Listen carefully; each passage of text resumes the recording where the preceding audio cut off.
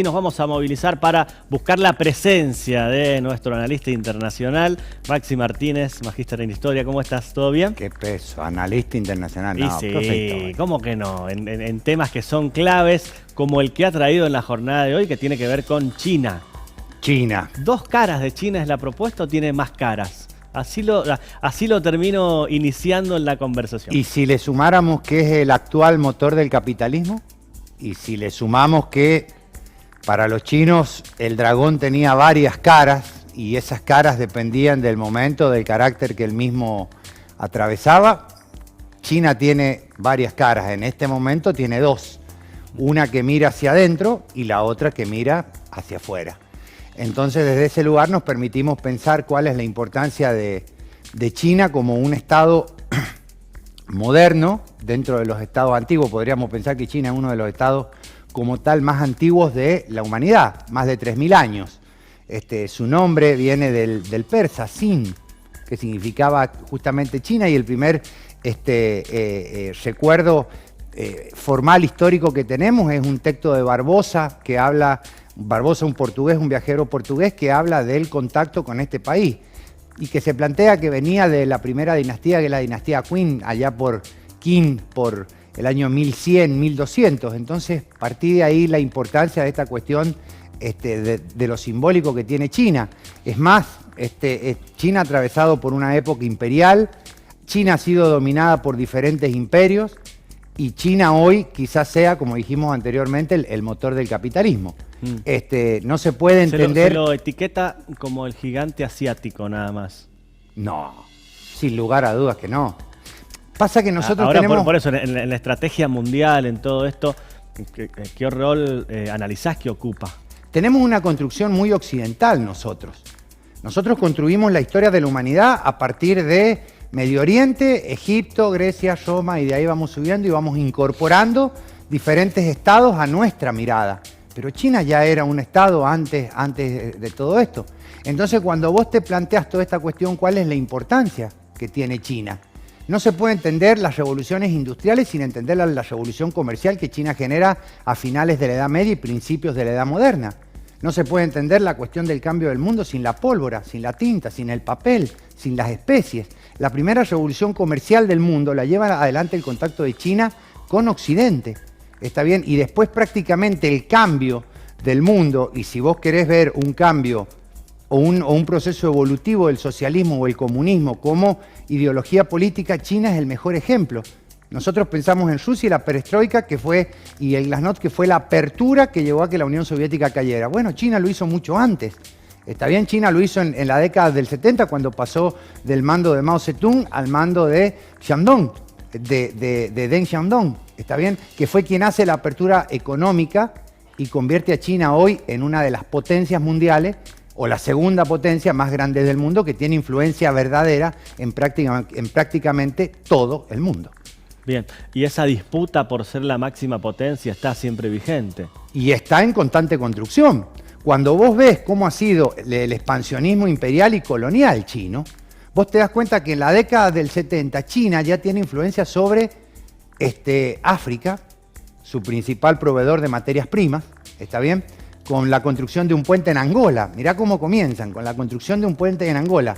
De los 132 puertos que tiene África, 64, 65 los ha construido China. Casi todas las líneas férreas actuales que antes habían construido los ingleses, hoy las renovaron los chinos. ¿Está bien? ¿Cómo será de importante China, que hoy en día una de las empresas más importantes que tiene la República Argentina, y vamos a pasar un chivo Arcor, ¿está bien?, tiene una sucursal en Angola? ¿Está bien? Arcor tiene una sucursal en Angola. ¿Te acordás cuando fueron a Angola y que se reían, que se planteaba todo esto? Bueno, Arcor invirtió en Angola y hoy el mercado africano está vinculado entre Argentina, China y África. En América Latina, China entró en la década del 70, ¿por qué país? Cualquiera pensaría que algún país centroamericano. No, entra por Chile. ¿Está bien? En la década del 70 entra por Chile, tanto con Allende, y después un gobierno como el de Pinochet sigue sosteniendo las relaciones con China. ¿Está bien? Y la apertura económica y técnica que China tiene, la tiene gracias a Estados Unidos, ya que en la década del 80, lo que planteamos con Deng Xiaoping, planteé esta cuestión de apertura primeramente en Europa, después hacia Japón, después hacia Estados Unidos. ¿Está bien? Y Estados Unidos con Carter reconoce a la República China en 1980-81 y deja de reconocer a Taiwán.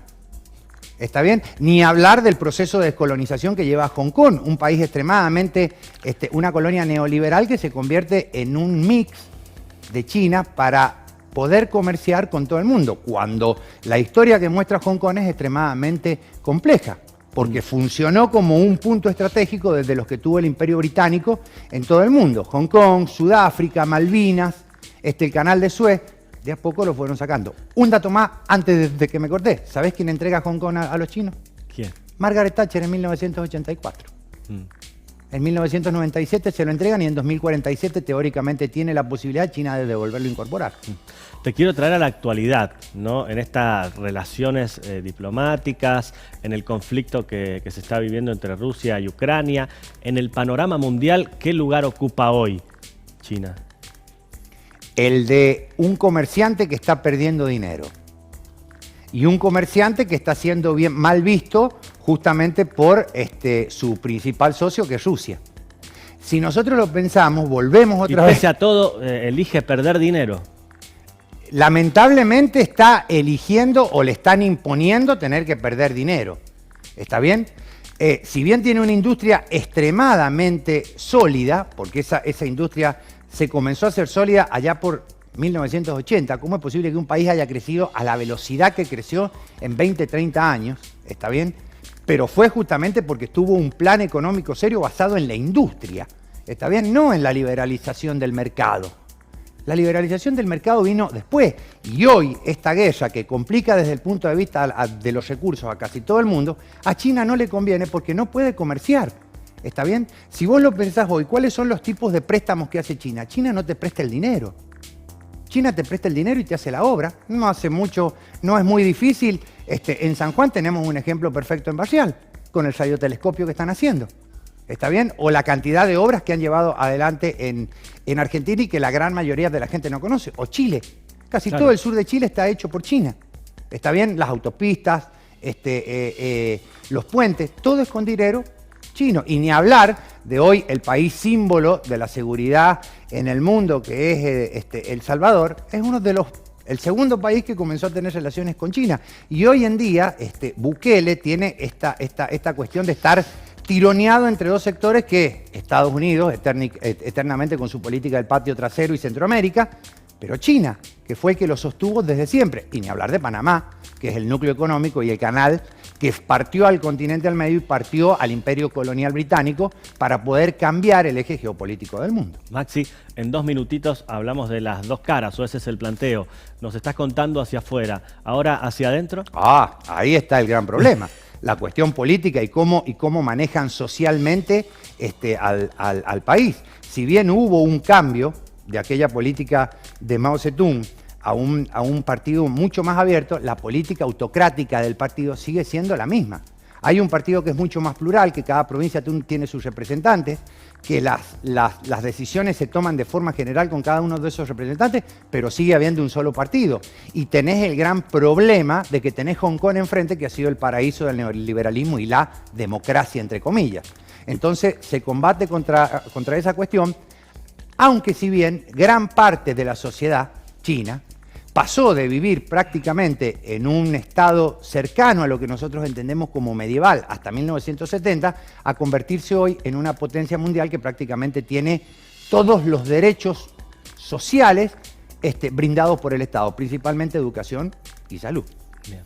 Es un tema que da para largo, ¿no? Y que seguramente le ponemos un punto suspensivo. Después, con algunos detalles específicos, lo vamos a seguir ampliando. Un placer, como siempre, tenerlo acá. El placer es mío, Sergio, estar con todos ustedes.